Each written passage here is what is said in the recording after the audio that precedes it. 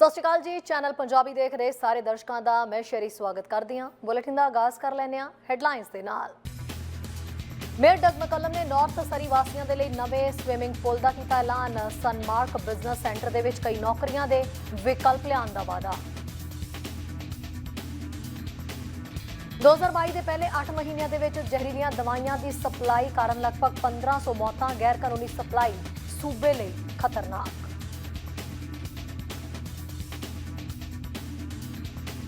ਸਰੀ ਦੇ pain clinic ਦੇ ਇੱਕ ਡਾਕਟਰ ਦੇ ਉੱਤੇ ਸਰੀਰਕ ਸ਼ੋਸ਼ਣ ਦੇ ਇਲਜ਼ਾਮ। ਮੈਡੀਕਲ ਐਗਜ਼ਾਮ ਦੌਰਾਨ ਮਰੀਜ਼ ਨਾਲ ਕੀਤਾ ਗਲਤ ਕਾਰਾ।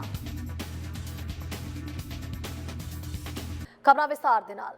ਸਰੀ ਦੀਆਂ ਮਿਊਨਿਸਪਲ ਚੋਣਾਂ ਦੇ ਵਿੱਚ ਸਰੀ ਵਾਸੀਆਂ ਨੂੰ ਚੋਣਾਂ ਤੋਂ ਪਹਿਲਾਂ ਧੜਾਧੜ ਤੋਹਫੇ ਮਿਲ ਰਹੇ ਨੇ। ਅੱਜ ਮੇਅਰ ਮੈਕਲਮ ਤੇ ਉਹਨਾਂ ਦੀ ਟੀਮ ਦੇ ਵੱਲੋਂ ਨਾਰਥ ਸਰੀ ਦੇ ਚੈਕ ਵੈਲੀ ਰੈਕ ਸੈਂਟਰ ਦੇ ਵਿੱਚ ਸਵਿਮਿੰਗ ਪੂਲ ਦਾ ਐਲਾਨ ਕੀਤਾ ਗਿਆ। ਨਾਲ ਹੀ ਸਨਮਾਰਕ ਬਿਜ਼ਨਸ ਸੈਂਟਰ ਦਾ ਉਦਘਾਟਨ ਕੀਤਾ। ਇਸ ਮੌਕੇ ਭਰੋਸਾ ਜਤਾਇਆ ਮੇਅਰ ਮੈਕਲਮ ਤੇ ਉਹਨਾਂ ਦੀ ਟੀਮ ਨੇ। ਉਹਨਾਂ ਕਿਹਾ ਕਿ ਲੋਕਾਂ ਨੂੰ ਹੋਰ ਵੀ ਅੱਗੇ ਵਿਕਾਸ ਦੇ ਲਈ ਅਸੀਂ ਵਧੀਆ ਮੌਕੇ ਦੇਵਾਂਗੇ। ਆਓ ਸੁਣਦੇ ਹਾਂ ਹੋਰ ਕੀ ਕੁਝ ਕਹਿਣਾ ਮੇਅਰ ਮੈਕਲਮ ਤੇ ਉਹਨਾਂ ਦੀ ਟੀਮ ਦਾ। ਸਰੀ ਸ਼ਹਿਰ ਜਿੱਥੇ ਬੁਨਿਆਦੀ ਢਾਂਚੇ ਦੀ ਲੋੜ ਨੂੰ ਪਛਾਣਦੇ ਹੋਏ ਇਨੀ ਦਿਨੀ ਧੜਾਧੜ ਵਿਕਾਸ ਕਰਨ ਦੇ ਐਲਾਨ ਹੋ ਰਹੇ ਨੇ। ਹਾਲ ਹੀ ਦੇ ਵਿੱਚ ਕਲੇਟਨ ਕਮਿਊਨਿਟੀ ਸੈਂਟਰ ਵਿਖੇ ਕਲੋਵਰਡੇਲ ਤੇ ਕਲੇਟਨ ਵਾਸੀਆਂ ਦੇ ਲਈ ਇੱਕ ਨਵਾਂ ਸਵਿਮਿੰਗ ਪੂਲ ਬਣਾਉਣ ਦੀ ਆਪਣੀ ਯੋਜਨਾ ਦਾ ਐਲਾਨ ਕਰਦੇ ਹੋਏ ਮੇਅਰ ਮੈਕਲਮ ਨੇ ਹੁਣ ਆਪਣਾ ਧਿਆਨ ਉੱਤਰੀ ਸਰੀ ਦੇ ਵੱਲ ਕਰ ਲਿਆ, ਜਿਸ ਦਾ ਫਾਇਦਾ ਕਈ ਪਰਿਵਾਰਾਂ ਨੂੰ ਹੋਵੇਗਾ। We had to open one of our pools in South Surrey recently because of the use of it by seniors. One of the problems with our pools right now and opening them is we can't get the lifeguards, and we can't open the pools without lifeguards. And so we've really worked hard to see we'll probably be developing a program internally to have some of our youth get trained, even maybe by the city, on lifeguard qualifications, because we're having a real problem getting lifeguards for our pools. And because we have so many pools, we have 6 outdoor pools and 5 indoor pools, and more to come as we have announced. We do have a lot of pools, and we're going to build 3 new pools, as we've mentioned, in Newton and Clayton and here. We're going to have to use a lot more lifeguards, so we're going to have to look at a way to get the lifeguards trained, maybe through it. I'm a lifeguard myself when I was younger. I lifeguarded in Surrey when I was a youth at a whole number of pools and so forth. So I know the amount of training that has to go in to have a lifeguard here. No, it's a normal capital expense that we put into our budgets every year.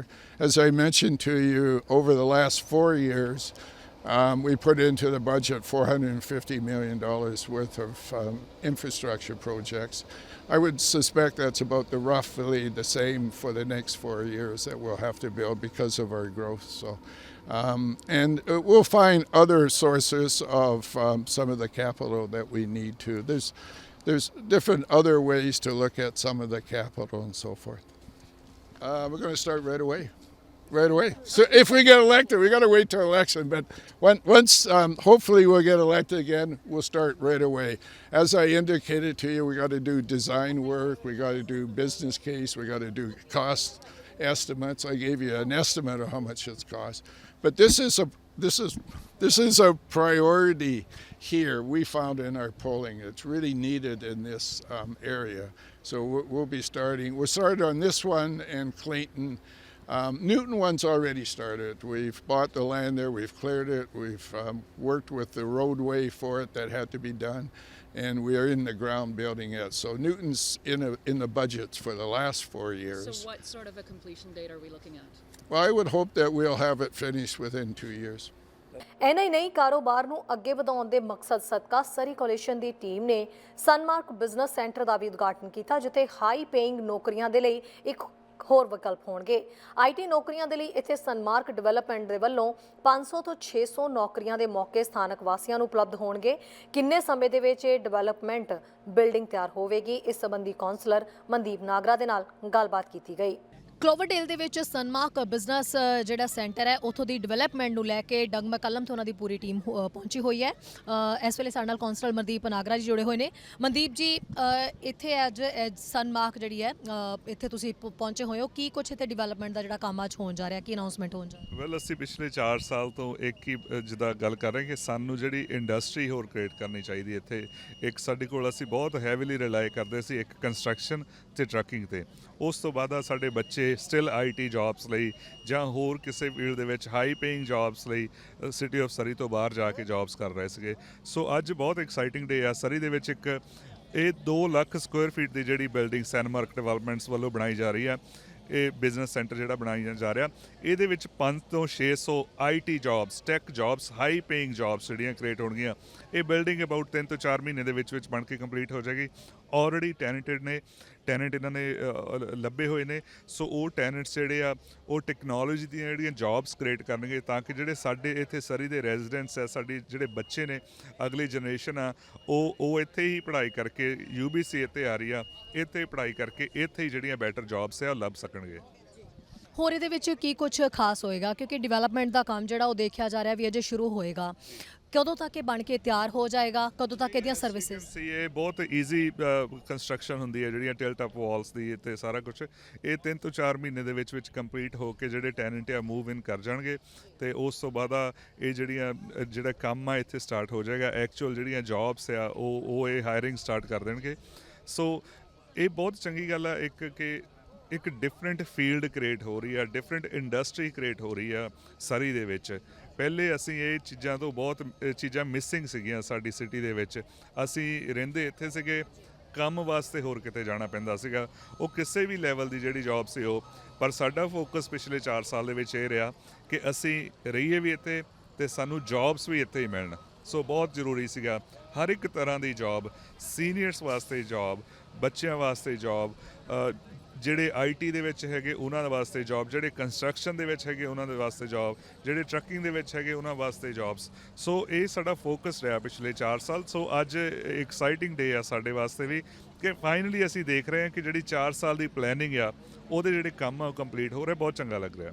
Mandeep ਜੀ, ਇਹ ਜਿਹੜਾ development ਦਾ ਚੇਤਾ ਹੈ ਇਹ election ਤੋਂ ਪਹਿਲਾਂ ਕਿਉਂ ਆਇਆ? ਕਿਉਂਕਿ ਇਹ ਸਵਾਲ ਲੋਕਾਂ ਵੱਲੋਂ ਤਾਂ ਹੈ ਵੀ ਹੁਣ ਚੇਤਾ ਆਇਆ, ਇਹ ਬਣ ਕੇ ਪਹਿਲਾਂ ਵੀ ਤਾਂ ਤਿਆਰ ਹੋ ਸਕਦਾ। ਤੁਸੀਂ ਇਹ ਦੇਖੋ ਕਿ ਇਸ ਸਟੇਜ ਤੱਕ ਪਹੁੰਚਣ ਨੂੰ ਇਹ 1 ਜਾਂ 2 ਦਿਨ ਦੀ ਗੱਲ ਨਹੀਂ ਹੈਗੀ, ਇਹਨੂੰ 4 ਸਾਲ ਲੱਗੇ ਨੇ ਪਲੈਨਿੰਗ ਨੂੰ। ਇਹ 4 ਸਾਲ ਤੋਂ ਪ੍ਰੋਜੈਕਟਸ ਜਿਹੜੇ ਇਦਾਂ ਦੇ ਨੇ ਹੁਣ ਰੈਡੀ ਹੋ ਰਹੇ ਨੇ। ਇਹ 4 ਸਾਲ ਤੋਂ ਇਹ ਚੱਲ ਰਹੇ ਨੇ ਪਿੱਛੇ ਬਿਹਾਈਂਡ ਦ ਸੀਨਸ।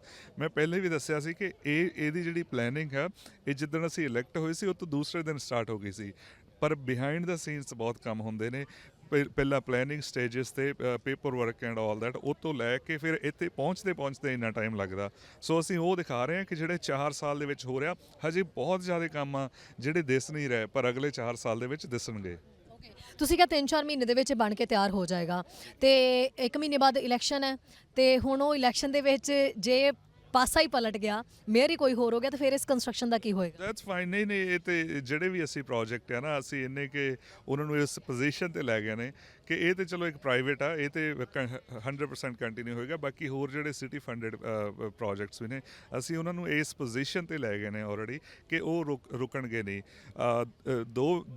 2 ਵੀਕ ਦੇ ਵਿੱਚ ਇਲੈਕਸ਼ਨ ਹੋ ਰਹੀ ਆ ਪਰ ਮੈਨੂੰ ਪਤਾ ਕਿ ਸਰੀ ਦੇ ਲੋਕ ਇੱਕ ਵਾਰ ਫਿਰ ਸਾਡੀ ਸਪੋਰਟ ਕਰਨਗੇ। ਅਸੀਂ ਦੁਬਾਰਾ ਬੈਕ ਆਵਾਂਗੇ, ਮੇਰੇ ਡਗ ਮਕਲਮ ਦੁਬਾਰਾ ਬੈਕ ਆਉਣਗੇ ਤਾਂ ਕਿ ਜਿਹੜੇ ਕੰਮ ਹੈ ਕੰਟੀਨਿਊ ਰਹਿਣ। ਸਨਮਾਰਕ ਬਿਜ਼ਨਸ ਸੈਂਟਰ ਨੂੰ ਬਣਾਉਣ ਵਾਲੇ ਪ੍ਰਬੰਧਕ ਸਨੀ ਸ਼ੌਕਰ ਨੇ ਦੱਸਿਆ ਕਿ ਇਸ ਬਿਲਡਿੰਗ ਦੇ ਬਣਨ ਦੇ ਨਾਲ ਕਈਆਂ ਨੂੰ ਨੌਕਰੀਆਂ ਦੇ ਬਿਹਤਰ ਮੌਕੇ ਪ੍ਰਦਾਨ ਹੋਣਗੇ। ਹਾਂਜੀ, ਇਹ ਬਹੁਤ ਵਧੀਆ ਚੱਲ ਰਿਹਾ। ਅਜੇ ਤਾਂ we are doing 4 buildings here with 800,000 square feet. The first building is leased already by IEM. They are bringing like 500 jobs here, just in one building. So altogether we are talking about 1,500 jobs here, high-paying jobs, which is good for Surrey and good for us. Thank you. Election ਹੋਣ ਵਾਲੀਆਂ ਨੇ, election ਦੇ ਵਿੱਚ ਜੇ ਮੰਨ ਲਓ ਵੀ mayor ਹੀ ਬਦਲ ਗਿਆ ਸਰੀ ਦਾ ਤੇ ਫਿਰ ਕੀ ਇਹਦੀ ਡਿਵੈਲਪਮੈਂਟ ਦਾ ਕੰਮ ਤਾਂ ਨਹੀਂ ਰੁਕੇਗਾ? ਨਹੀਂ, ਇਹਦਾ ਇਸ ਗੱਲ ਨਾਲ ਕੋਈ development. We are working here for last 6 years. And we have a development permit on the site already. Yeah. ਵੱਧ ਰਹੀ ਆਬਾਦੀ ਦੇ ਨਾਲ ਸਰੀ ਸ਼ਹਿਰ ਦੇ ਵਿੱਚ ਬਹੁਤ ਸਾਰੇ ਵਿਕਾਸ ਦੀ ਮੰਗ ਪਿਛਲੇ ਕਾਫੀ ਸਮੇਂ ਤੋਂ ਕੀਤੀ ਜਾ ਰਹੀ ਹੈ। ਚੋਣਾਂ ਦਾ ਮੌਕਾ ਹੋਣ ਕਰਕੇ ਸਰੀ ਸਿਟੀ ਦੇ ਲਈ ਕਈ ਨਵੇਂ ਮੌਕੇ ਪ੍ਰਦਾਨ ਕੀਤੇ ਜਾ ਰਹੇ ਨੇ, ਕਈ ਨੌਕਰੀਆਂ ਪੈਦਾ ਕੀਤੀਆਂ ਜਾ ਰਹੀਆਂ ਨੇ, ਪਰ ਚੋਣਾਂ ਤੋਂ ਬਾਅਦ ਅਸਲੀ ਤਸਵੀਰ ਸਾਫ਼ ਹੋਏਗੀ ਕਿ ਇਹਨਾਂ ਵਿਕਾਸ ਦੇ ਦਾਅਵਿਆਂ ਦੇ ਵਿੱਚ ਕਿੰਨਾ ਕੁ ਦਮ ਹੈ। ਵਿਕਾਸ ਦੇ ਦਾਅਵਿਆਂ ਦੀ ਅਗਲੀ ਜਿਹੜੀ ਵਾਗਡੋਰ ਹੈ ਉਹ ਆਖਿਰਕਾਰ ਕਿਸ ਦੇ ਹੱਥ ਜਾਵੇਗੀ। ਨਿਊਜ਼ ਡੈਸਕ ਤੋਂ ਚੈਨਲ ਪੰਜਾਬੀ ਦੀ ਰਿਪੋਰਟ। ਅੱਗੇ ਦੱਸਦੇ ਕਿ BC ਸਰਕਾਰ ਨੇ ਬੁੱਧਵਾਰ ਯਾਨੀ ਅੱਜ ਪੁਸ਼ਟੀ ਕੀਤੀ ਹੈ ਕਿ 2022 ਦੇ ਪਹਿਲੇ 8 ਮਹੀਨਿਆਂ ਦੇ ਵਿੱਚ ਜ਼ਹਿਰੀਲੀਆਂ ਦਵਾਈਆਂ ਦੀ ਸਪਲਾਈ ਦੇ ਨਾਲ ਲਗਭਗ 1500 ਲੋਕਾਂ ਦੀ ਮੌਤ ਹੋ ਗਈ ਹੈ। ਸਰਕਾਰ ਦਾ ਕਹਿਣਾ ਹੈ ਕਿ BC ਕਾਰਨਰ ਸਰਵਿਸ ਦੇ ਦੁਆਰਾ ਮੁੱਢਲੀ ਰਿਪੋਰਟਿੰਗ ਦਰਸਾਉਂਦੀ ਹੈ ਕਿ ਇਕੱਲੇ ਅਗਸਤ ਦੇ ਵਿੱਚ 169 ਲੋਕਾਂ ਦੀ ਮੌਤ ਹੋਈ ਹੈ, ਜਿਸ ਦੇ ਨਾਲ 2022 ਦੇ ਵਿੱਚ ਕੁੱਲ ਮੌਤਾਂ ਦੀ ਗਿਣਤੀ 1468 ਹੋ ਗਈ ਹੈ। BC ਭਰ ਦੇ ਭਾਈਚਾਰਿਆਂ ਦੇ ਲੋਕ ਬੇਰੋਕ ਡਰੱਗ ਸਪਲਾਈ ਦੇ ਧੜਾਧੜ ਜ਼ਹਿਰੀਲੇਪਨ ਦੇ ਲਈ ਦੋਸਤਾਂ ਤੇ ਪਰਿਵਾਰਕ ਮੈਂਬਰਾਂ ਤੇ ਆਪਣੇ ਨਜ਼ਦੀਕੀਆਂ ਨੂੰ ਗਵਾ ਰਹੇ ਨੇ। ਇੱਕ ਵੱਡੀ ਚਿੰਤਾ ਹੈ BC ਵਾਸੀਆਂ ਲਈ। BC ਸਰਕਾਰ ਨੇ ਬੁੱਧਵਾਰ ਯਾਨੀ ਅੱਜ ਪੁਸ਼ਟੀ ਕੀਤੀ ਹੈ ਕਿ 2022 ਦੇ ਪਹਿਲੇ 8 ਮਹੀਨਿਆਂ ਦੇ ਵਿੱਚ ਜ਼ਹਿਰੀਲੀ ਦਵਾਈਆਂ ਦੀ ਸਪਲਾਈ ਦੇ ਨਾਲ ਲਗਭਗ 1500 ਲੋਕਾਂ ਦੀ ਮੌਤ ਹੋ ਗਈ। ਸਰਕਾਰ ਦਾ ਕਹਿਣਾ ਹੈ ਕਿ BC ਕਾਰਨਰ ਸਰਵਿਸ ਦੁਆਰਾ ਮੁੱਢਲੀ ਰਿਪੋਰਟਿੰਗ ਦਰਸਾਉਂਦੀ ਹੈ ਕਿ ਇਕੱਲੇ ਅਗਸਤ ਦੇ ਵਿੱਚ 169 ਲੋਕਾਂ ਦੀ ਮੌਤ ਹੋਈ ਹੈ, ਜਿਸ ਦੇ ਨਾਲ 2022 ਦੇ ਵਿੱਚ ਕੁੱਲ ਮੌਤਾਂ ਦੀ ਗਿਣਤੀ 1468 ਹੋ ਗਈ ਹੈ। ਕਾਰਨਰ ਸਰਵਿਸ ਨੇ ਕਿਹਾ ਹੈ ਕਿ ਗੈਰ ਕਾਨੂੰਨੀ ਨਸ਼ੀਲੇ ਪਦਾਰਥਾਂ ਦੀ ਮਾਰਕੀਟ ਸਾਡੇ ਸੂਬੇ ਭਰ ਦੇ ਲੋਕਾਂ ਲਈ ਬਹੁਤ ਜ਼ਿਆਦਾ ਖਤਰੇ ਪੈਦਾ ਕਰ ਰਹੀ ਹੈ। BC ਭਰ ਦੇ ਭਾਈਚਾਰਿਆਂ ਦੇ ਲੋਕ ਬੇਰੋਕ ਡਰੱਗ ਸਪਲਾਈ ਦੇ ਧੜਾਧੜ ਜ਼ਹਿਰੀਲੇਪਨ ਲਈ ਦੋਸਤਾਂ, ਪਰਿਵਾਰਕ ਮੈਂਬਰਾਂ ਤੇ ਸਹਿਕਰਮੀਆਂ ਨੂੰ ਗਵਾਉਣਾ ਜਾਰੀ ਰੱਖਦੇ ਨੇ। ਸਰਕਾਰ ਦਾ ਕਹਿਣਾ ਹੈ ਕਿ ਜੂਨ 2022 ਦੇ ਬਾਅਦ ਨੂੰ ਛੱਡ ਕੇ ਇਸ ਸਾਲ ਸੂਬੇ ਵਿੱਚ ਹਰ ਮਹੀਨੇ ਜ਼ਹਿਰੀਲੀਆਂ ਦਵਾਈਆਂ ਦੇ ਨਾਲ ਘੱਟੋ-ਘੱਟ 150 ਮੌਤਾਂ ਦਰਜ ਕੀਤੀਆਂ ਗਈਆਂ ਨੇ। ਅਕਤੂਬਰ 2022 ਤੋਂ ਅਗਸਤ 2022 ਦੇ ਅੰਤ ਤੱਕ ਲਗਭਗ 2 ਸਾਲਾਂ ਦੀ ਮਿਆਦ ਵਿੱਚ ਹਰ ਮਹੀਨੇ ਔਸਤਨ 184 ਲੋਕਾਂ ਦੀ ਮੌਤ ਹੋਈ ਹੈ। BC ਵਿੱਚ ਗੈਰ ਕੁਦਰਤੀ ਮੌਤ ਦਾ ਸਭ ਤੋਂ ਵੱਡਾ ਕਾਰਨ ਨਸ਼ੀਲੇ ਪਦਾਰਥਾਂ ਦੇ ਜ਼ਹਿਰੀਲੇਪਨ ਨੂੰ ਮੰਨਿਆ ਜਾ ਰਿਹਾ ਹੈ ਤੇ ਜੀਵਨ ਗਵਾਉਣ ਦੇ ਸਾਲਾਂ ਦੇ ਮਾਮਲੇ ਵਿੱਚ ਕੈਂਸਰ ਤੋਂ ਬਾਅਦ ਦੂਜੇ ਨੰਬਰ ਤੇ ਹੈ। ਅਪ੍ਰੈਲ 2016 ਦੇ ਵਿੱਚ ਪਹਿਲੀ ਵਾਰ ਪਦਾਰਥਾਂ ਦੇ ਨਾਲ ਸੰਬੰਧਿਤ ਨੁਕਸਾਨਾਂ ਲਈ ਜਨਤਕ ਸਿਹਤ ਐਮਰਜੈਂਸੀ ਦਾ ਐਲਾਨ ਕੀਤੇ ਜਾਣ ਤੋਂ ਬਾਅਦ ਘੱਟੋ-ਘੱਟ 10,326 ਬ੍ਰਿਟਿਸ਼ ਕੋਲੰਬੀਆ ਦੇ ਲੋਕ ਨਾਜਾਇਜ਼ ਨਸ਼ੀਲੇ ਪਦਾਰਥਾਂ ਦੀ ਸਪਲਾਈ ਵਿੱਚ ਗਵਾ ਚੁੱਕੇ ਨੇ। 2022 ਦੇ ਵਿੱਚ ਜ਼ਹਿਰੀਲੀਆਂ ਦਵਾਈਆਂ ਦੇ ਨਾਲ ਮਰਨ ਵਾਲੇ 71% ਲੋਕ 30 ਤੋਂ 59 ਸਾਲ ਦੀ ਉਮਰ ਦੇ ਸਨ, ਜਿਨ੍ਹਾਂ ਵਿੱਚੋਂ 78% ਤਾਂ ਪੁਰਸ਼ ਸਨ। ਸਿਹਤ ਅਥਾਰਟੀ ਦੁਆਰਾ ਸੂਬੇ ਦਾ ਕਹਿਣਾ ਹੈ ਕਿ 2022 ਦੇ ਵਿੱਚ ਸਭ ਤੋਂ ਵੱਧ ਜ਼ਹਿਰੀਲੀਆਂ ਦਵਾਈਆਂ ਦੇ ਨਾਲ ਹੋਣ ਵਾਲੀਆਂ ਮੌਤਾਂ ਫਰੇਜ਼ਰ ਹੈਲਥ ਤੇ ਵੈਨਕੂਵਰ ਕੋਸਟਲ ਹੈਲਥ ਦੇ ਵਿੱਚ ਹੋਈਆਂ ਨੇ। ਨਿਗਰਾਨੀ ਅਧੀਨ ਖਪਤ ਜਾਂ ਨਸ਼ੀਲੇ ਪਦਾਰਥਾਂ ਦੀ ਓਵਰਡੋਜ਼ ਰੋਕਥਾਮ ਸਾਈਟਾਂ ਤੇ ਕਿਸੇ ਮੌਤ ਦੀ ਰਿਪੋਰਟ ਨਹੀਂ ਕੀਤੀ ਗਈ ਹੈ। ਪ੍ਰੋਵਿੰਸ ਦਾ ਕਹਿਣਾ ਹੈ ਕਿ ਪੋਸਟਮਾਰਟਮ ਟੌਕਸੀਕੋਲੋਜੀ ਦੇ ਨਤੀਜੇ ਦਰਸਾਉਂਦੇ ਨੇ ਕਿ ਇਸ ਗੱਲ ਦਾ ਕੋਈ ਸੰਕੇਤ ਨਹੀਂ ਹੈ ਕਿ ਨਿਰਧਾਰਤ ਸੁਰੱਖਿਆ ਸਪਲਾਈ ਖੇਤਰੀ ਜਾਂ ਸੂਬਾਈ ਤੌਰ ਤੇ ਨਸ਼ੀਲੇ ਪਦਾਰਥਾਂ ਦੀਆਂ ਗੈਰ ਕਾਨੂੰਨੀ ਮੌਤਾਂ ਦੇ ਵਿੱਚ ਯੋਗਦਾਨ ਪਾ ਰਹੀ ਹੈ। ਨਿਊਜ਼ ਡੈਸਕ ਤੋਂ ਚੈਨਲ ਪੰਜਾਬੀ ਦੀ ਰਿਪੋਰਟ। ਬ੍ਰਿਟਿਸ਼ ਕੋਲੰਬੀਆ ਦੇ ਸਿਹਤ ਅਧਿਕਾਰੀ ਕੋਵਿਡ-19 ਤੇ ਇਨਫਲੂਐਂਜ਼ਾ ਦੇ ਸਰਦੀਆਂ ਦੇ ਵਾਧੇ ਦੀ ਤਿਆਰੀ ਕਰ ਰਹੇ ਨੇ, ਜਦੋਂ ਕਿ ਜਨਤਕ ਸਿਹਤ ਦੇ ਵਿਆਪਕ ਉਪਾਵਾਂ ਦੀ ਲੋੜ ਨਹੀਂ ਹੋਵੇਗੀ। ਥੈਂਕਸਗਿਵਿੰਗ ਲੌਂਗ ਵੀਕਐਂਡ ਤੋਂ ਬਾਅਦ 11 ਅਕਤੂਬਰ ਦੇ ਆਸੇ-ਪਾਸੇ BC ਦੇ ਜ਼ਿਆਦਾਤਰ ਲੋਕਾਂ ਦੇ ਲਈ ਸੂਬੇ ਦੀ ਇਨਫਲੂਐਂਜ਼ਾ ਟੀਕਾਕਰਨ ਮੁਹਿੰਮ ਸ਼ੁਰੂ ਹੋਵੇਗੀ। ਇਸ ਮੁਹਿੰਮ ਨੂੰ ਚੱਲ ਰਹੇ ਕੋਵਿਡ-19 ਟੀਕਾਕਰਨ ਪ੍ਰੋਗਰਾਮ ਦੇ ਵਿੱਚ ਮਿਲਾ ਦਿੱਤਾ ਜਾਏਗਾ। ਸੂਬੇ ਦੇ ਸਾਰੇ ਬਾਲਗ ਹੁਣ 2 ਪੱਖੀ ਕੋਵਿਡ ਸ਼ਾਟ ਲੈਣ ਦੇ ਯੋਗ ਹੋ ਗਏ ਨੇ ਤੇ ਉਹ ਵੈਕਸੀਨੇਟਿਡ ਵੈਬਸਾਈਟ ਜਾਂ ਫਿਰ ਫੋਨ ਰਾਹੀਂ ਆਪਣੀ ਬੁਕਿੰਗ ਕਰਵਾ ਸਕਦੇ ਨੇ। ਜਿਨ੍ਹਾਂ ਨੂੰ ਬਸੰਤ ਰੁੱਤ ਯਾਨੀ ਫਾਲ ਦੇ ਵਿੱਚ ਚੌਥੇ ਸ਼ਾਟ ਦੇ ਤੌਰ ਦੇ ਉੱਤੇ ਇੱਕ ਗੈਰ ਬਾਇਲੈਂਟ ਬੂਸਟਰ ਜਿਹੜਾ ਹੈ ਪ੍ਰਾਪਤ ਹੋਇਆ ਸੀ, ਉਹਨਾਂ ਨੂੰ ਅਕਤੂਬਰ ਦੇ ਵਿੱਚ 5ਵੀਂ ਕੋਵਿਡ-19 ਖੁਰਾਕ ਦੇ ਵਜੋਂ ਨਵੀਂ ਵੈਕਸੀਨ ਦੀ ਪੇਸ਼ਕਸ਼ ਕੀਤੀ ਜਾਏਗੀ। ਯੋਜਨਾ ਇੱਕੋ ਸਮੇਂ ਤੇ ਬਾਇਓਵੈਲੈਂਟ ਤੇ ਫਲੂ ਦੇ ਦੋਨੋਂ ਸ਼ਾਟ ਲੈਣ ਦੀ ਹੈ। ਇਹ ਫਾਲ ਤੇ ਅਗਲੇ ਕੁਝ ਮਹੀਨਿਆਂ ਦੇ ਵਿੱਚ ਪ੍ਰਾਪਤ ਕਰਨ ਦੇ ਲਈ ਸਭ ਤੋਂ ਵਧੀਆ ਸੁਰੱਖਿਆ ਹੋਵੇਗੀ।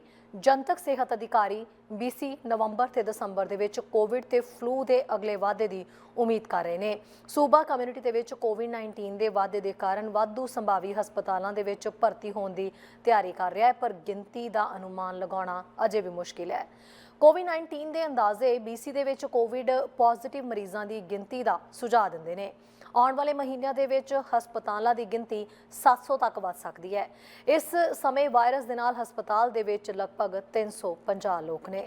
ਅਹਿਮ ਖਬਰ ਤੇ ਨਜ਼ਰ ਪਾ ਲੈਂਦੇ ਹਾਂ। ਸਰੀ ਦੇ ਇੱਕ ਪੇਨ ਕਲੀਨਿਕ ਡਾਕਟਰ ਤੇ ਮੈਡੀਕਲ ਐਗਜ਼ਾਮੀਨੇਸ਼ਨ ਰੂਮ ਦੇ ਵਿੱਚ ਸਰੀਰਕ ਸ਼ੋਸ਼ਣ ਦੇ ਇਲਜ਼ਾਮ ਲੱਗੇ ਨੇ। ਡਾਕਟਰ ਦੀ ਫੋਟੋ ਜਾਰੀ ਕਰਕੇ RCMP ਨੇ ਸਤਰਕ ਰਹਿਣ ਲਈ ਕਿਹਾ ਹੈ। ਹਾਲਾਂਕਿ ਮਾਮਲੇ ਦੇ ਵਿੱਚ ਜਾਂਚ ਕੀਤੀ ਜਾ ਰਹੀ ਹੈ ਕਿ ਇਹ ਦੋਸ਼ ਸਹੀ ਹੈ ਜਾਂ ਨਹੀਂ, ਪਰ ਅਜਿਹਾ ਕਾਰਾ ਹੋਣਾ ਆਪਣੇ ਆਪ ਦੇ ਵਿੱਚ ਬੇहद ਸ਼ਰਮਨਾਕ ਗੱਲ ਹੈ। ਸਰੀ ਦੇ ਇੱਕ ਐਨੇਥੀਜੀਓਲੋਜਿਸਟ ਜੋ ਕਿ ਇੱਕ ਪੇਨ ਕਲੀਨਿਕ ਦੇ ਵਿੱਚ ਹੈ, ਉਸ ਨੂੰ ਸਰੀਰਕ ਮੁਆਇਨੇ ਦੌਰਾਨ ਕਥਿਤ ਤੌਰ ਤੇ ਇੱਕ ਔਰਤ ਦੇ ਨਾਲ ਜਿਨਸੀ ਹਮਲੇ ਦਾ ਦੋਸ਼ੀ ਪਾਇਆ ਗਿਆ ਹੈ। BC ਪ੍ਰੋਸੀਕਿਊਸ਼ਨ ਸਰਵਿਸਿਜ਼ ਦੇ ਵੱਲੋਂ ਦੋਸ਼ਾਂ ਦੀ ਸਿਫਾਰਿਸ਼ ਕੀਤੇ ਜਾਣ ਤੋਂ ਬਾਅਦ 13 ਸਤੰਬਰ ਨੂੰ 54 ਸਾਲਾਂ ਐਲੂਮੀਆ ਬਾਮਗੇਟ ਨੂੰ ਚਾਰਜ ਕੀਤਾ ਗਿਆ। 18 ਜੁਲਾਈ ਨੂੰ ਮਾਊਂਟੇਜ਼ ਨੂੰ ਇੱਕ ਰਿਪੋਰਟ ਮਿਲੀ ਕਿ ਦੱਖਣੀ ਨਿਊਟਨ ਦੇ ਵਿੱਚ 66A ਐਵੇਨਿਊ ਦੇ ਨੇੜੇ 152A ਸਟਰੀਟ ਤੇ ਇੱਕ ਕਲੀਨਿਕ ਦੇ ਵਿੱਚ ਇਮਤਿਹਾਨ ਦੌਰਾਨ ਇੱਕ ਔਰਤ ਦਾ ਕਥਿਤ ਤੌਰ ਤੇ ਜਿਨਸੀ ਸ਼ੋਸ਼ਣ ਕੀਤਾ ਗਿਆ ਸੀ। ਪੁਲਿਸ ਦਾ ਕਹਿਣਾ ਹੈ ਕਿ ਸਰੀ RCMP ਸਪੈਸ਼ਲ ਵਿਕਟਿਮਸ ਯੂਨਿਟ ਨੇ ਤਫਤੀਸ਼ ਆਪਣੇ ਹੱਥਾਂ ਦੇ ਵਿੱਚ ਲੈ ਲਈ ਹੈ ਤੇ ਦੋਸ਼ਾਂ ਦੀ ਸਿਫਾਰਿਸ਼ ਕੀਤੇ ਜਾਣ ਤੋਂ ਬਾਅਦ ਬੈਮਗਬੇਡ ਨੇ ਆਪਣੇ ਆਪ ਨੂੰ ਸਰੀ ਅਦਾਲਤ ਦੇ ਵਿੱਚ ਤਬਦੀਲ ਕਰ ਲਿਆ। ਪੁਲਿਸ ਦਾ ਕਹਿਣਾ ਹੈ ਕਿ ਬੈਮਗਬੇਡ ਨੂੰ ਕਈ ਸ਼ਰਤਾਂ ਦੇ ਆਧਾਰ ਦੇ ਉੱਤੇ ਹਿਰਾਸਤ ਵਿੱਚ ਲਿਆ ਗਿਆ, ਜਿਸ ਦੇ ਵਿੱਚ ਇੱਕ ਔਰਤ ਨਾਲ ਐਗਜ਼ਾਮੀਨੇਸ਼ਨ ਰੂਮ ਦੇ ਵਿੱਚ ਇਕੱਲੇ ਨਾ ਹੋਣਾ ਸ਼ਾਮਿਲ ਹੈ ਤੇ ਉਸ ਨੂੰ ਆਪਣੇ ਐਗਜ਼ਾਮੀਨੇਸ਼ਨ ਕਮਰੇ ਦੇ ਵਿੱਚ ਇੱਕ ਨੋਟਿਸ ਪ੍ਰਦਰਸ਼ਿਤ ਕਰਨਾ ਚਾਹੀਦਾ ਹੈ ਜੋ ਮਰੀਜ਼ਾਂ ਨੂੰ ਸੂਚਿਤ ਕਰਦਾ ਹੈ ਕਿ ਔਰਤਾਂ ਦੇ ਨਾਲ ਸਾਰੀ ਗੱਲਬਾਤ ਇੱਕ ਚੈਪਰੋਨ ਯਾਨੀ ਕਿ ਗਰੁੱਪ ਦੇ ਵਿੱਚ ਕੀਤੀ ਜਾਣੀ ਚਾਹੀਦੀ ਹੈ। ਮਾਊਂਟੇਜ਼ ਦਾ ਕਹਿਣਾ ਹੈ ਕਿ ਬੈਮਗਬੇਡ ਅਕਤੂਬਰ 2021 ਤੋਂ ਸਰੀ ਦੇ ਪੇਨ ਕਲੀਨਿਕ ਦੇ ਵਿੱਚ ਕੰਮ ਕਰ ਰਿਹਾ ਹੈ ਤੇ ਉਸ ਤੋਂ ਪਹਿਲਾਂ ਡੈਲਟਾ ਦੇ ਵਿੱਚ ਪ੍ਰੈਕਟਿਸ ਕਰ ਰਿਹਾ ਸੀ। ਫਿਲਹਾਲ RCMP ਨੇ ਕਿਹਾ ਹੈ ਕਿ ਅਸੀਂ ਚੱਲ ਰਹੀ ਜਾਂਚ ਨੂੰ ਅੱਗੇ ਵਧਾਉਣ ਦੇ ਲਈ ਡਾਕਟਰਾਂ ਦੀ ਫੋਟੋ ਜਾਰੀ ਕਰ ਰਹੇ ਹਾਂ। ਸਾਡਾ ਮੰਨਣਾ ਹੈ ਕਿ ਸਾਡੇ ਭਾਈਚਾਰੇ ਦੇ ਵਿੱਚ ਸੰਭਾਵਤ ਤੌਰ ਤੇ ਅਜਿਹੇ ਲੋਕ ਹਨ ਜਿਨ੍ਹਾਂ ਦੇ ਕੋਲ ਵਾਧੂ ਜਾਣਕਾਰੀ ਹੈ ਤੇ ਅਸੀਂ ਉਹਨਾਂ ਨੂੰ ਸਾਡੀ ਵਿਸ਼ੇਸ਼ ਪੀੜਤ ਯੂਨਿਟ ਦੇ ਨਾਲ ਜਾਂਚਕਰਤਾਵਾਂ ਤੱਕ ਪਹੁੰਚਣ ਲਈ ਉਤਸ਼ਾਹਿਤ ਕਰਦੇ ਹਾਂ। ਨਿਊਜ਼ ਡੈਸਕ ਤੋਂ ਚੈਨਲ ਪੰਜਾਬੀ ਦੀ ਰਿਪੋਰਟ। ਫਿਓਨਾ ਨਾਮ ਦੇ ਤੂਫਾਨ ਦੇ ਕਾਰਨ ਪ੍ਰਭਾਵਿਤ ਐਟਲਾਂਟਿਕ ਕੈਨੇਡਾ ਦੇ ਕੁਝ ਇਲਾਕਿਆਂ ਦਾ ਜਾਇਜ਼ਾ ਲੈਣ ਦੇ ਲਈ ਪ੍ਰਧਾਨ ਮੰਤਰੀ ਜਸਟਿਨ ਟਰੂਡੋ ਨੇ ਪਹੁੰਚ ਕੀਤੀ ਹੈ। ਟਰੂਡੋ PEI ਪਹੁੰਚੇ ਤੇ ਪ੍ਰਭਾਵਿਤ ਇਲਾਕੇ ਤੇ ਲੋਕਾਂ ਦੇ ਨਾਲ ਗੱਲਬਾਤ ਵੀ ਉਹਨਾਂ ਕੀਤੀ, ਉਹਨਾਂ ਦਾ ਦੁੱਖ ਵੰਡਾਇਆ। ਇਸ ਤੂਫਾਨ ਦੀ ਚਪੇਟ ਦੇ ਵਿੱਚ ਨੋਵਾ ਸਕੋਸ਼ੀਆ ਦੇ ਕੁਝ ਇਲਾਕਿਆਂ ਤੋਂ ਲੈ ਕੇ ਕੇਪ ਬ੍ਰੈਟਨ ਅਤੇ ਪ੍ਰਿੰਸ ਐਡਵਰਡ ਆਈਲੈਂਡ ਤੇ ਦੱਖਣ ਪੱਛਮੀ ਨਿਊ ਫਿਨਲੈਂਡ ਅਤੇ ਲੈਬਰਾਡੋਰ ਤੱਕ ਦੇ ਇਲਾਕੇ ਆ ਗਏ ਸਨ। ਟਰੂਡੋ ਨੇ ਕਿਹਾ ਹੈ ਕਿ ਤੂਫਾਨ ਨੇ ਕਈ ਇਨਫਰਾਸਟ੍ਰਕਚਰਸ ਨੂੰ ਪੱਟ ਕੇ ਰੱਖ ਦਿੱਤਾ। ਉਹਨਾਂ ਕਿਹਾ ਕਿ ਬੀਤੇ ਕੁਝ ਸਮੇਂ ਦੇ ਵਿੱਚ BC ਸਮੇਤ ਕਈ ਇਲਾਕਿਆਂ ਦੇ ਵਿੱਚ ਮੌਸਮ ਦੀ ਮਾਰ ਚੱਲਣੀ ਪਈ ਹੈ ਅਤੇ ਦੇਸ਼ ਨੂੰ ਭਵਿੱਖ ਦੇ ਵਿੱਚ ਮੌਸਮੀ ਬਦਲਾਅ ਦੇ ਲਈ ਵਧੇਰੇ ਪਲੈਨਿੰਗ ਕਰਨ ਦੀ ਲੋੜ ਹੋਵੇਗੀ। ਟਰੂਡੋ ਕੇਪ ਬ੍ਰੈਟਨ ਦੇ ਵਿੱਚ ਗਲੇਸ ਬੇ ਅਤੇ ਸਿਡਨੀ ਦੇ ਇਲਾਕਿਆਂ ਦਾ ਦੌਰਾ ਕਰਨ ਜਾ ਰਹੇ ਨੇ। ਯਾਦ ਰਹੇ ਕਿ ਇਸ ਤੂਫਾਨ ਦੇ ਕਾਰਨ ਭਾਰੀ ਮਾਲੀ ਨੁਕਸਾਨ ਹੋਣ ਦੇ ਨਾਲ 3 ਲੋਕਾਂ ਦੀ ਜਾਨ ਜਿਹੜੀ ਹੈ ਉਹ ਜਾਣ ਦੀ ਗੱਲ ਕਹੀ ਜਾ ਰਹੀ ਹੈ। ਤੂਫਾਨ ਤੋਂ ਬਾਅਦ ਅੱਜ ਵੀ 60,000 ਘਰਾਂ ਤੇ ਵਪਾਰਾਂ ਦੀ ਬੱਤੀ ਗੁੱਲ ਹੋਈ ਦੱਸੀ ਜਾ ਰਹੀ ਹੈ। ਜਨ ਜੀਵਨ ਪੂਰੀ ਤਰ੍ਹਾਂ ਪ੍ਰਭਾਵਿਤ ਹੈ, ਜਿਸ ਨੂੰ ਪਟੜੀ ਤੇ ਆਉਣ ਲਈ ਕਾਫੀ ਸਮਾਂ ਲੱਗ ਜਾਏਗਾ। ਅੱਗੇ ਦੇਖਦੇ ਹਾਂ ਅਹਿਮ ਮੁੱਦੇ ਦੇ ਉੱਤੇ ਆਧਾਰਿਤ ਗੱਲ ਅੱਜ ਦੀ। ਘਰ ਮਹਿੰਗੇ ਆ ਇੱਥੇ, ਹੁਣ ਭਾਵੇਂ ਥੋੜੇ ਜਿਹੇ ਸਸਤੇ ਹੋ ਗਏ ਪਰ ਇੰਨੇ ਸਸਤੇ ਨਹੀਂ ਹੋਏ ਵੀ ਬੰਦੇ ਦੀ ਵੱਸ ਦੇ ਵਿੱਚ ਆ ਜਾਣ। ਲੋਕ ਬਹੁਤ ਸਾਰੇ ਬੇਘਰੇ ਨੇ ਬ੍ਰਿਟਿਸ਼ ਕੋਲੰਬੀਆ ਦੇ ਵਿੱਚ, ਵੈਨਕੂਵਰ ਦੇ ਵਿੱਚ, ਉਧਰਲੇ ਪਾਸੇ ਜਾ ਕੇ ਤੁਸੀਂ ਹੇਸਟਿੰਗ ਦੇ ਨੇੜੇ ਤੇੜੇ ਦੇਖ ਲਓ ਕਿੰਨੇ ਲੋਕ ਆ ਜਿਹੜੇ ਸੜਕਾਂ ਦੇ ਉੱਤੇ ਬੈਠੇ ਆ। ਪੂਰੀ ਦੀ ਪੂਰੀ ਪਾਰਕ ਜਿਹਨੂੰ ਟੈਂਟ ਸਿਟੀ ਕਿਹਾ ਜਾਂਦਾ, ਔਰ ਲਗਭਗ ਇਹਨਾਂ ਦੇਸ਼ਾਂ ਦੇ ਹਰ ਸ਼ਹਿਰਾਂ ਦੇ ਵਿੱਚ ਟੈਂਟ ਸਿਟੀ ਬਣੇ ਆ। ਲੋਕਾਂ ਉਹਨਾਂ ਦੇ ਕਾਰਨ ਕੋਈ ਵੀ ਹੋਵੇ ਪਰ ਉਹਨਾਂ ਦੇ ਵੱਸ ਦੇ ਵਿੱਚ ਨਹੀਂ ਆ, ਲੋਕ ਘਰ ਹੀ ਨਹੀਂ ਲੈ ਸਕਦੇ।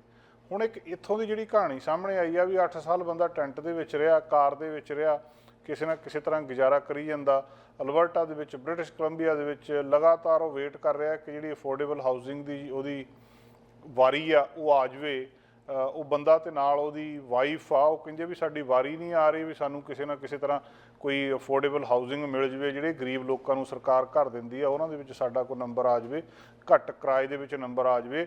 ਬਹੁਤ ਸਾਰੇ ਲੋਕ ਆ ਇੱਥੇ ਜਿਹੜੇ ਇਸ ਤਰੀਕੇ ਦੇ ਨਾਲ ਆਪਣਾ ਜੀਵਨ ਬਸਰ ਕਰਦੇ ਆ ਵੀ ਕਿਤੇ ਸੜਕ ਦੇ ਕਿਨਾਰੇ ਟੈਂਟ ਲੈ ਕੇ ਰਹਿ ਲਿਆ, ਕੋਈ ਫੂਡ ਬੈਂਕ ਆ ਉੱਥੋਂ ਉਹਨਾਂ ਦਾ ਫੂਡ ਲੱਗਿਆ ਹੁੰਦਾ, ਉੱਥੋਂ ਜਾ ਕੇ ਰੋਜ਼ ਆਪਣਾ ਖਾਣਾ ਲੈ ਲਿਆ ਤੇ ਗੁਜ਼ਾਰਾ ਉਹ ਕਰੀ ਜਾ ਰਹੇ ਆ।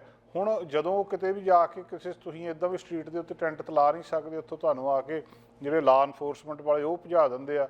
ਪਾਰਕਾਂ ਦੇ ਵਿੱਚ ਤੁਹਾਡੇ ਬੁੱਕ ਹੁੰਦੇ ਆ, ਤੁਸੀਂ ਪਾਰਕ ਦੇ ਵਿੱਚ ਨਹੀਂ ਲਾ ਸਕਦੇ ਕਿਤੇ, ਤੇ ਉਹ ਅੱਕ ਗਏ ਇੱਧਰ ਘੁੰਮ ਘੁਮਾ ਕੇ। ਤੇ ਪਿਛਲੇ ਸਾਲ ਜੂਨ ਦੇ ਵਿੱਚ ਉਹਨਾਂ ਨੇ ਕੰਮ ਕੀਤਾ ਵੀ ਇੱਕ ਪਾਣੀ ਦੇ ਵਿੱਚ ਦੇਸੀ ਬੋਟ ਬਣਾ ਲਈ। ਬੋਟ ਵੀ ਕਾਹਦੀ ਬਣਾ ਲਈ ਉਹਨਾਂ ਨੇ ਕਿ ਜਿਹੜੇ ਨੀਲੇ ਰੰਗ ਦੇ ਰੀਸਾਈਕਲਿੰਗ ਬਿਨ ਹੁੰਦੇ ਆ ਉਹਨਾਂ ਨੂੰ ਇਕੱਠਾ ਕਰਕੇ ਤੇ ਜੋੜ ਲਿਆ, ਜੋੜ ਕੇ ਉਹਨਾਂ ਨੂੰ ਪਲਾਸਟਿਕ ਦੀਆਂ ਬੋਟਲਸ ਦੇ ਨਾਲ ਤਾਂ ਕਿ ਉਹ ਉਹਦੇ ਪਾਣੀ ਦੇ ਵਿੱਚ ਤਰਦੇ ਰਹਿਣ।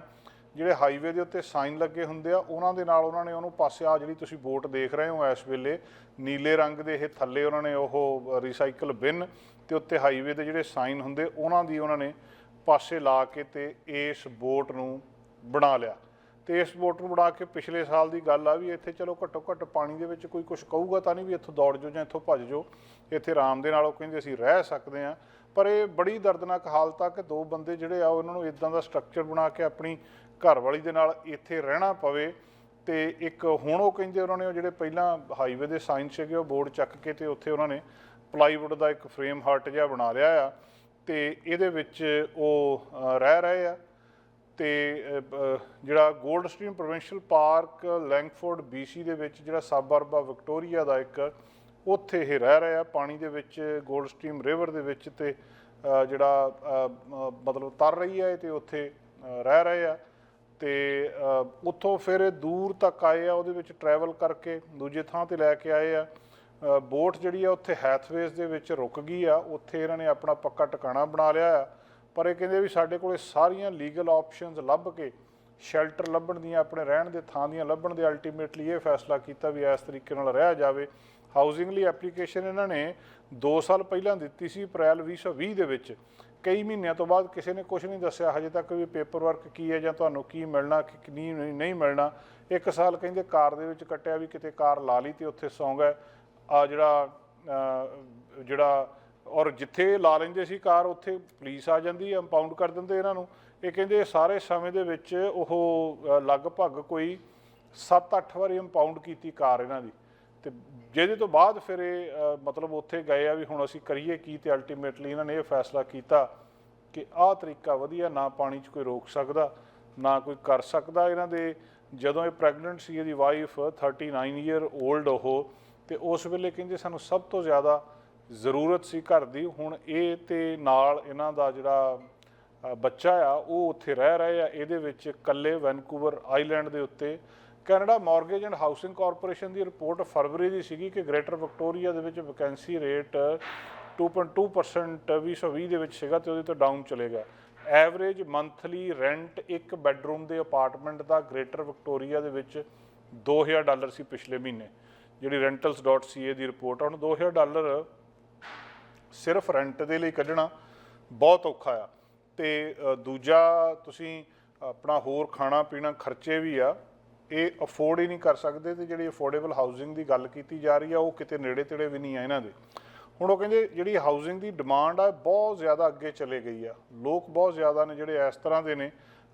ਬਹੁਤ ਲੋਕਾਂ ਦੀ ਮਜਬੂਰੀ ਆ ਜਿਹੜੇ ਮਤਲਬ ਇਸ ਤਰੀਕੇ ਦੇ ਨਾਲ ਕਾਰਾਂ 'ਚ ਸੌਣ ਲਈ ਜਾਂ ਟੈਂਟ ਲਾ ਕੇ ਬਾਹਰ ਰਹਿਣ ਦੇ ਲਈ ਮਜਬੂਰ ਨੇ। ਪਹਿਲਾਂ ਇਹਨਾਂ ਦੀ ਗਿਣਤੀ ਇੰਨੀ ਜ਼ਿਆਦਾ ਨਹੀਂ ਸੀ, ਸਰਕਾਰ ਕੋਈ ਨਾ ਕੋਈ ਪ੍ਰਬੰਧ ਕਰਦੀ ਆ। ਪਰ ਹੁਣ ਲੱਗਦਾ ਆ ਕਿ ਇਹ ਮਤਲਬ ਆਪਣੇ ਆਪ ਦੇ ਵਿੱਚ ਸਰਕਾਰ ਦਾ, ਸਾਰੇ ਲੋਕਾਂ ਦਾ ਤੇ ਇਸ ਸਿਸਟਮ ਦਾ ਮੂੰਹ ਵੀ ਚੜਾ ਰਹੇ ਆ ਇਹ ਲੋਕ ਕਿ ਕਿੱਦਾਂ ਅਸੀਂ ਇੱਕ ਸਾਨੂੰ ਆਹ ਹਾਲਤ ਆ ਗਈ ਕਿ ਪਾਣੀ ਦੇ ਵਿੱਚ ਕਿਸੇ ਬਚੀਆਂ ਖੁਸ਼ੀਆਂ ਚੀਜ਼ਾਂ ਦੀ ਇੱਕ ਬੋਟ ਬਣਾ ਕੇ ਤੇ ਉੱਥੇ ਇਹ ਆਪਣੇ ਬੱਚੇ ਦੇ ਨਾਲ ਰਹਿ ਰਹੇ ਆ। ਡਰ ਕਹਿੰਦੇ ਸਾਨੂੰ ਬਹੁਤ ਆ। ਡਰ ਇਹ ਵੀ ਆ ਵੀ ਜਦੋਂ ਹੁਣ ਨੇੜੇ ਉੱਥੇ ਉਹਨਾਂ ਦੀ ਫੂਡ ਬੈਂਕ ਆ ਜਿੱਥੋਂ ਉਹਨਾਂ ਦਾ ਫੂਡ ਲੱਗਿਆ ਆ, ਵੀ ਉੱਥੋਂ ਜਾ ਕੇ ਉਹਨੇ ਫੂਡ ਲੈਣਾ ਆ ਤੇ ਟੂਰਿਸਟ ਆਉਂਦੇ ਆ ਉਹ ਬੜੇ ਅਜੀਬ ਤਰੀਕੇ ਨਾਲ ਇਹ ਸਾਰੇ ਕੁਛ ਨੂੰ ਦੇਖਦੇ ਆ। ਪਰ ਕਹਿੰਦੇ ਸਾਡੀ ਹਾਲਤ ਕੋਈ ਨਹੀਂ ਜਾਣਦਾ ਵੀ ਅਸੀਂ ਜਿਸ ਤਰੀਕੇ ਦੇ ਨਾਲ ਸਰਵਾਈਵਲ ਦੇ ਲਈ ਆਪਣੀ ਇਹ ਬੋਟ ਬਣਾਈ ਆ। ਉਹ ਕਹਿੰਦੇ ਬਹੁਤ ਲੰਬੇ ਸਮੇਂ ਲਈ ਅਸੀਂ ਬੋਟ ਨੂੰ ਛੱਡ ਕੇ ਨਹੀਂ ਜਾ ਸਕਦੇ, ਸਾਨੂੰ ਚੋਰੀ ਦਾ ਖਤਰਾ ਆ ਵੀ ਜੇ ਸਾਡੀ ਇਹ ਵੀ ਕੋਈ ਚੱਕ ਕੇ ਲੈ ਗਿਆ ਇੱਥੋਂ ਤਾਂ ਇਹਦਾ ਕੀ ਹੋਊਗਾ। ਉੱਥੋਂ ਤੁਰ ਕੇ 2-2.5 ਘੰਟੇ ਉਹ ਸ਼ਹਿਰ ਦੇ ਵਿੱਚ ਜਾਂਦੇ ਆ ਤੇ ਉੱਥੇ ਜਾ ਕੇ ਫਿਰ ਉਹ ਜਿਹੜਾ ਮਤਲਬ ਡਰ ਉਹ ਕਹਿੰਦੇ ਸਾਨੂੰ ਹਰ ਵੇਲੇ ਲੱਗਿਆ ਰਹਿੰਦਾ ਕਿ ਪਿੱਛੇ ਕਿਸ ਤਰੀਕੇ ਦੇ ਨਾਲ ਸਾਡੀ ਬੋਟ ਕੋਈ ਚੱਕ ਕੇ ਨਾ ਲੈ ਜਾਵੇ। ਇਸ ਕਰਕੇ ਉਹਨਾਂ ਨੇ ਜਿਹੜੇ ਉੱਥੇ ਬੋਟ ਦੇ ਉੱਤੇ ਹੀ ਆਪਣੇ ਕੱਪੜੇ ਧੋਣੇ ਸ਼ੁਰੂ ਕਰ ਦਿੱਤੇ ਆ ਤੇ ਫਿਰ ਫੂਡ ਲੈਣ ਦੇ ਲਈ ਸਿਰਫ ਲੋਕਲ ਫੂਡ ਬੈਂਕ ਦੇ ਵਿੱਚ ਜਾਂਦੇ ਆ। ਤੇ ਇਹ ਇੱਕ ਉਹਨਾਂ ਦੀ ਕੌਨਸਟੈਂਟ ਸਟਰਗਲ ਚੱਲ ਰਹੀ ਆ ਪਿਛਲੇ ਸਮੇਂ ਤੋਂ ਲੈ ਕੇ, ਪਿਛਲੇ ਸਾਲ ਜੂਨ ਮਹੀਨੇ ਤੋਂ ਲੈ ਕੇ ਤੇ ਹੁਣ ਤੱਕ ਤੁਸੀਂ ਦੇਖ ਲਓ। ਲੋਕਾਂ ਨੇ ਬਹੁਤ ਸਾਰੀਆਂ ਗੱਲਾਂ ਵੀ ਕੀਤੀਆਂ, ਧਿਆਨ ਵੀ ਦਿੱਤਾ, ਅਖਬਾਰਾਂ 'ਚ ਖਬਰਾਂ ਵੀ ਛਪੀਆਂ, ਕੁਛ ਨਹੀਂ ਹੋਇਆ। ਅਜੇ ਤੱਕ ਇਹ ਜੋੜਾ ਐਸੇ ਤਰ੍ਹਾਂ ਉੱਥੇ ਰਹਿ ਰਿਹਾ ਆ। ਤੇ ਘੱਟੋ ਘੱਟ ਉਹ ਕਹਿੰਦੇ ਵੀ ਸਾਨੂੰ ਹੁਣ ਇੱਥੇ ਡਰ ਨਹੀਂ ਵੀ ਜੇ ਕਾਰ 'ਚ ਸੌਵਾਂਗੇ ਤਾਂ ਸਾਡੀ ਕੋਈ ਕਾਰ ਇੰਪਾਊਂਡ ਕਰ ਲੂਗਾ, ਜਾਂ ਸਾਨੂੰ ਟੈਂਟ ਲਾ ਕੇ ਸੌਵਾਂਗੇ ਤਾਂ ਕੋਈ ਉੱਥੋਂ ਲੈ ਕੇ ਇੱਧਰ ਉੱਧਰ ਜਾਊਗਾ। ਪਤਾ ਨਹੀਂ ਕਦੇ ਟੈਂਟ ਸਿਟੀ ਬਣਦਾ ਵੈਨਕੂਵਰ ਦੀ ਪਾਰਕ ਜਿਹਦੇ ਵਿੱਚ ਸਾਰੇ ਹੀ ਟੈਂਟ ਲੱਗੇ ਸੀ ਤੇ ਸਾਰੇ ਲੋਕ ਬੇਘਰੇ ਉੱਥੇ ਰਹਿੰਦੇ। ਕਿਤੇ ਕੱਲ੍ਹ ਨੂੰ ਇੱਦਾਂ ਨਾ ਹੋਵੇ ਕਿ ਬਹੁਤ ਸਾਰੇ ਲੋਕ ਸਾਡੇ ਇਹਨਾਂ ਪਾਣੀਆਂ ਦੇ ਵਿੱਚ ਇਹ ਉੱਥੇ ਜਾ ਕੇ ਆਹ ਹਾਲਤ ਹੋ ਜਾਣ ਕਿ ਇਹਨਾਂ ਨੂੰ ਇਸ ਤਰ੍ਹਾਂ ਦੀਆਂ ਥਾਵਾਂ ਤੇ ਟੈਂਟ ਸਿਟੀ ਉੱਥੇ ਬਣਾਉਣੇ ਪੈ ਜਾਣ। ਸਾਡਾ ਹਰ ਇੱਕ ਪ੍ਰੋਗਰਾਮ ਦੇਖਣ ਤੇ ਸਾਡੇ ਨਾਲ ਜੁੜਨ ਲਈ ਸਬਸਕ੍ਰਾਈਬ ਕਰੋ ਚੈਨਲ ਪੰਜਾਬੀ ਤੇ ਨੋਟੀਫਿਕੇਸ਼ਨ ਲਈ ਬੈਲ ਆਈਕਨ ਵਾਲੇ ਬਟਨ ਤੇ ਕਲਿੱਕ ਕਰੋ।